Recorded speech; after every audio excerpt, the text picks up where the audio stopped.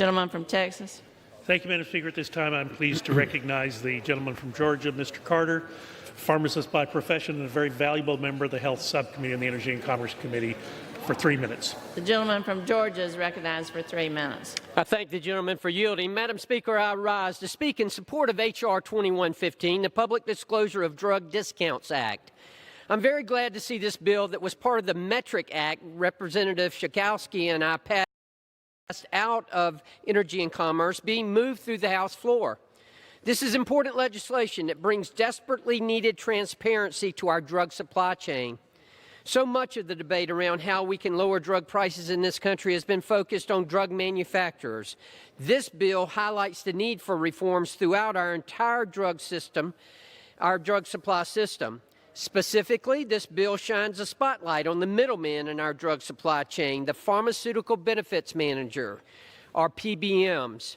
For context, 3 PBMs control almost 80% of the marketplace. And while originally designed to primarily process claims data, these companies are now some of the largest corporations in the country. For the year 2019, the major PBM companies had a higher projected revenue than Facebook, Amazon, Apple, Netflix, and Google combined.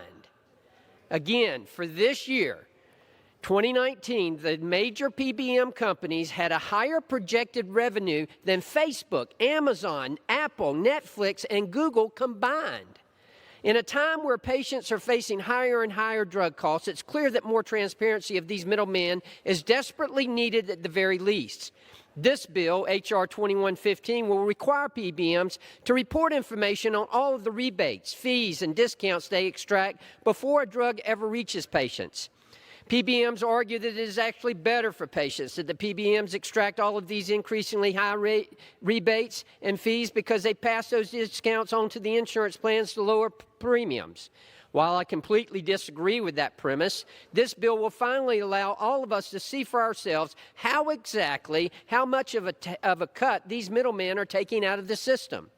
Transparency is absolutely critical if we are going to lower drug prices for patients, and this bill is a big step in the right direction.